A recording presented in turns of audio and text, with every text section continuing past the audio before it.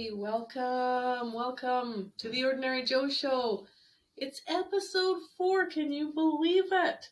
4 episodes. And I think by the second episode, I was convinced I'm famous. So I'm not sure what that makes me now. But if you have been with me along the way, thank you very much for your support, your encouraging words, and all that stuff. This has been a total blast and a real learning experience. So I'm glad to have you along the journey. Episode 4. What are we going to do when we get to episode 10?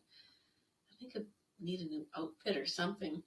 So here in Zarno world, tonight it's Saturday night, and what do people do for fun? Well, I guess I shoot podcasts. And I have to be honest with you, today I had a shower and I did my makeup and I put on real clothes and gitch and a bra. I put it all on. So, I mean, if that's going to happen and it's not even like a work day, then I have to leverage that kind of stuff, right? I got to make use of it and capitalize on all that effort. So I might as well shoot a podcast too while I'm here. So I do admit, though, that it's past 8 o'clock, so the real clothes are gone, and this is just my crappy stuff that I'm wearing, but at least I'm comfortable, and the makeup is still on, so there you go. Ode to Clayton Jago, that's what we're going to talk about today, and I've got a couple stories that I want to share with you. One's a happy story, and one's a story that pissed me off, but that's actually what gave me the idea for this whole podcast, and it really made me think. And let's face it, sometimes the things that piss you off in life are the things that teach you the biggest lessons. They are the things that make you grow the most, right? They make you dig deep. And this one really made me dig deep. It was kind of interesting. So I've got a couple of things to share with you, and I'm going to get started off with the thing that pissed me off. And I hope I make sense through all of this. I really do.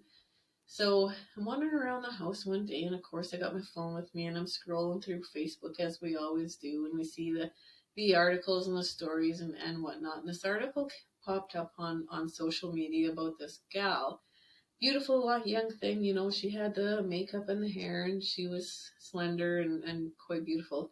And I guess this article was about, she was on some Australian flight. I don't even know, don't quote me. Anyhow, she was on this flight and she was in the middle row or the middle seat, and seated on both sides of her on the plane were people who were larger, who, I don't like using the word fat. I don't like that word. But she called them fat, and she was tweeting about these people being so big and invading her space, and because they were so big, they were touching her arm and shit, and how terrible that was. And she was being really hurtful and really mean about this and about these people. And I think she was calling them really bad names, and I can't even remember. I just saw red when I saw this article because I really hate that shit. I really do. That stuff really makes me mad, and I'm a hothead. I'm pretty easygoing for the most part, but if you get me, if you push me enough, I'm a real hothead.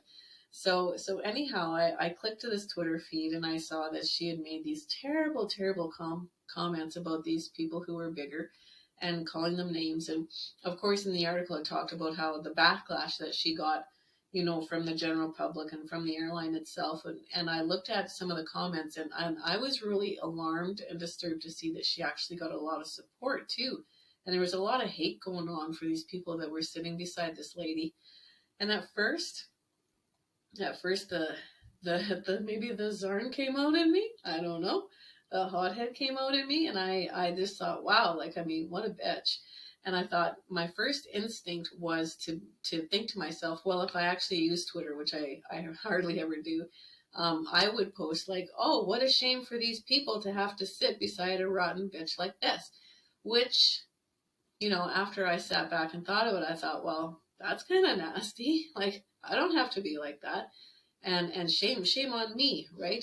Because that's not a real great way to react to something. And so I calmed myself down, because I'm not proud of that thought. I'm really not. I calmed myself down and I got thinking about it. And then I thought, no, I have to look at this with a little bit of a more open mind, and I have to look at it with empathy. And I don't side with her. Like, I really don't. Like, for to be very, very clear, I started to think, well, I feel maybe on some level, I feel sorry for this woman that maybe on some level, I have to wonder, does she feel so insecure in her life, or has something really bad happened to her in her life that has made it so she feels so compelled to base everything in her life, success, beauty, worthiness, value, everything on a person's size. And how sad is that? And what has gone on her life to feel like that? Is she an insecure person? And then I realized that I felt sad for her on another level, because how did she not know that the people beside her um, were maybe a children's author, or maybe they had just developed a cure for cancer on some level, or maybe they were coming home from a powerlifting competition. Maybe they had done all this amazing things, and not even maybe I'm sure they have done amazing things, but here she was limiting her opportunity to get to know greatness, because I think greatness exists in everybody. She was really she was losing out on the opportunity to see the magic in these people, because all she could focus on was one characteristic of a person, one label of a person, and that's the only way that she saw those people. So how sad for her, because she missed out on seeing the magic in these two people. And it really made me think, because she's not the only person who is hurtful or who has done hurtful things. And to be clear, I think we've all done hurtful things, right? Like, I know I've done tons of hurtful things in ignorance. Like, we've all done stupid shit and hurtful things. Nobody's a saint. So I realized that we are a society, sadly, that still for some reason takes one characteristic of a person, one attribute, one label, and then we apply it to the whole thing. And how sad is that? And first of all, it's kind of an asshole move if you think about it, right? And secondly, it's a sad thing, because we are missing out on seeing the magic in people when we are just fixated on one thing. And I talk about this a lot with my man Leroy, and for our audience who are just tuning in, Leroy was a homeless man who I took care of. He became a good friend, and he became family to me. And he was wildly intelligent. He was a very kind, witty, amazing person. He was the best checkers player in Canada and the 12th best in the world, the 3rd best in Barbados. But a lot of people didn't see him for that, because they got stuck on that label of homelessness, or they got stuck on that label of mental illness.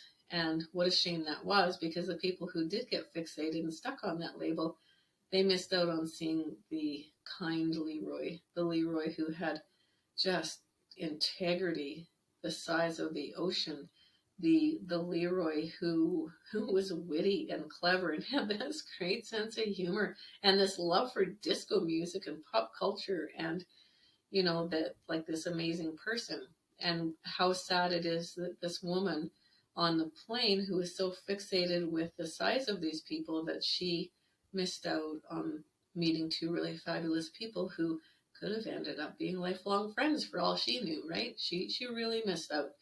And so, which brings me, weirdly enough, to Clayton Jago. And you're probably thinking to yourself, how the hell does this relate to Clayton Jago? And so here's the thing. I think Clayton Jago is a cat's ass. I really, really do. And he and I have one thing in common. And this is what made me start thinking about him, is that he and I have a special, special talent of using the word fuck. And I know a lot of people out there, maybe you don't like that word, maybe it offends you, maybe you're uncomfortable with it, maybe you just say it in your head, and that's okay. That's totally okay. But I'm going to be honest with you. I grew up in oil country, in cowboy culture. My dad was a cowboy. We worked in the pipelining industry. I was a tree planter. I lived in a tent and I lived in a van. I was a rifle shooter. I was one of the best rifle shots in Canada, and a tree planter. So you can't go through those experiences in that kind of life without learning a few really good swear words, and then mastering the art of using them in just about every sentence that comes out of your mouth. I have a real appreciation for it.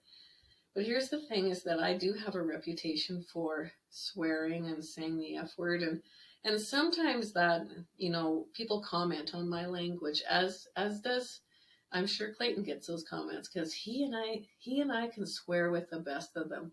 I'm sure people have made comments about, oh, Clayton, he sure swears a lot, or he sure says fuck a lot. And you give her, Clayton. You just absolutely give her. Never stop being you. And here's the thing is that I wonder if people have limited their what they see in a person like me because I swear, just because I swear. And if you get stuck on a label of whether or not a person swears, and if they say fuck, and oh, that person, oh, they sure swear a lot.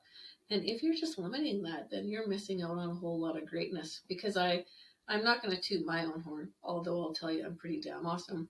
But I will toot Clayton's horn. And yes, he says fuck a lot. Who fucking cares, right? Because I will also tell you that he's a great dad, and I bet he's an awesome husband. He's a fantastic person. He's a great community member, and he's just a great guy. I know my parents just absolutely love him, and he's just an awesome person.